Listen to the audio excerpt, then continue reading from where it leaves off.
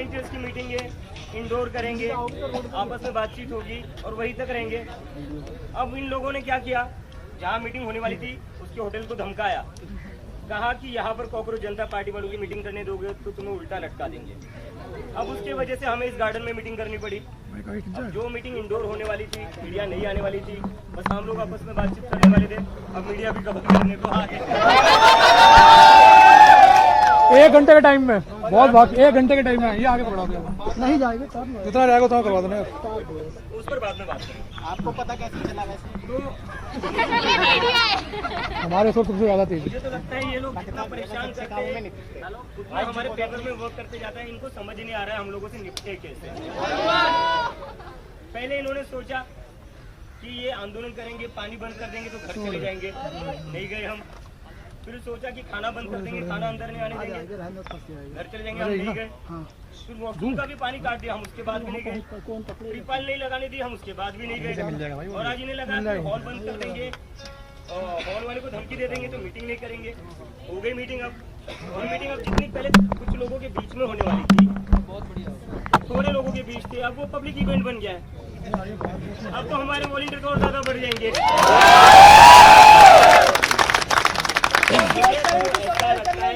मुझे तो लगता है ये लोग हर जगह जंतर मंतर बनवा कर ही मानेंगे।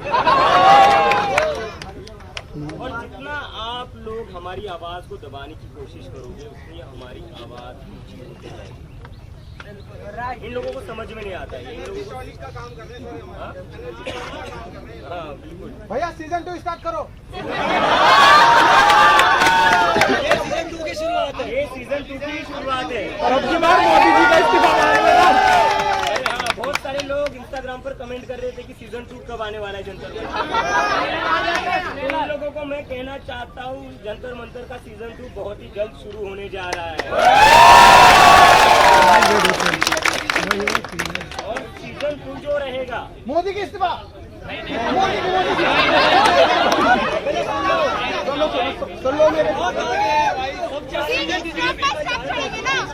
चलो बोलना दो भैया। क्या चाहते हो?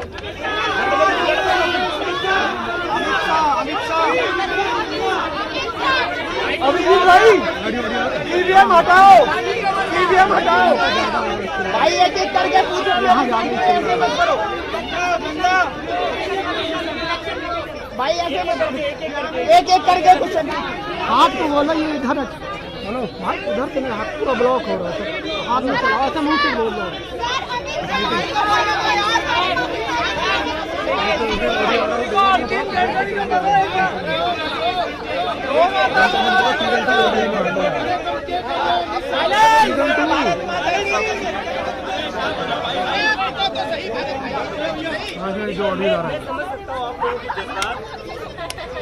आप लोगों का जोश अभी भी कम नहीं हुआ है। अरे 2 मिनट मेरे भाई, मेरे भाई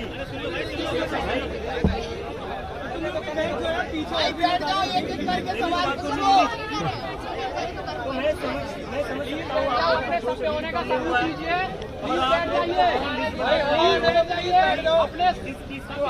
वापस लाने। लेकिन आज की जो मीटिंग है, अच्छा लोग आ गए सारे? हाँ जी, अभी भी आ रहे हैं प्रदेश के पीछे से, थोड़े बहुत अभी पीछे रह गए दिखे। ये बताइए, बातचीत कर रहे थे, जंतर मंतर याद आ रहा है नहीं यार?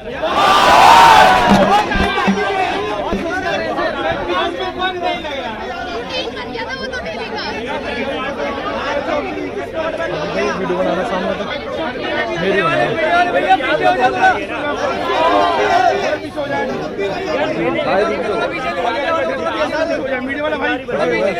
हम लोग जीवनी नगर में आए थे, बैंकेट बुक किया था, जहाँ से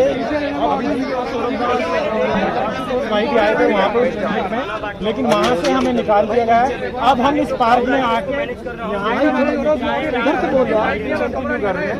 आप देख सकते हैं मेरे पीछे अभिजीत, आशुतोष और सोरनदास भी खड़े हैं। तो अभी हम ये मीटिंग यहाँ पे कंटिन्यू कर रहे हैं और यहीं से खत्म करके तब चलेंगे। तो क्या हो गया सर, क्या हो गया? हम भी तो कर रहे हैं, आप कर रहे हो तो आपके लिए स्पेस चाहिए बस। प्रोटेस्ट है, ये सौरभ का प्रोटेस्ट है, रत्ना का प्रोटेस्ट है, ये दीपक भाई का प्रोटेस्ट है, या अभिजीत का प्रोटेस्ट है। सब लोगों ने यही सोचा कि ये प्रोटेस्ट है। और इसीलिए ये सक्सेसफुल हो पाया। हर किसी ने यही सोचा कि ये प्रोजेक्ट मेरा अपना प्रोजेक्ट है और मेरी जिम्मेदारी इस प्रोजेक्ट को सक्सेसफुल करवाना, मेरी जिम्मेदारी इस प्रोजेक्ट में कुछ गलत नहीं होना चाहिए। और इसीलिए जो जीत हुई हमारी, वो जीत सबको एक पर्सनल विक्ट्री की तरह लगी और वो जीत सिर्फ जो लोग जंतर मंतर पर आए थे उनको नहीं लग रही। इस देश में जो लोग अपने घरों पर बैठे थे, डाइनिंग टेबल पर जो डिनर कर रहे थे, तभी ये बात कर रहे थे कि हम जीत गए। इस देश का बच्चा क्यों ना हो, उसके माँ बाप क्यों ना हो, कोई बुजुर्ग क्यों ना हो, हर कोई यही कह रहा था हम जीत गए। तो ये जीत सबके लिए एक पर्सनल विक्ट्री थी। मुझे नहीं याद आखिरी बार इस देश में कब ऐसा हुआ था जब किसी आंदोलन के बाद लोगों को लगा था कि नहीं यार ये मेरी जीत। चाहे किसी भी पॉलिटिकल पार्टी के हो, मेरे घर पर कई सारे लोग मुझे मिलने आ रहे, उसमें अभी थोड़े दिन पहले बीजेपी के लोग भी आए थे और कान में आकर कहते हैं कि भैया हम ना बीजेपी से, लेकिन बड़ी खुशी हुई जब इस्तीफा आया। ये हुआ है, मैं झूठ नहीं कह रहा हूँ, ये हुआ है। बीजेपी को भी फैन बना दिया विजित भाई ने। देखो बात ये है कि मुद्दों की बात करोगे ना तो फर्क नहीं पड़ता कौन सी पार्टी करो, क्योंकि बीजेपी वालों के बच्चे भी तो पढ़ाई करते हैं।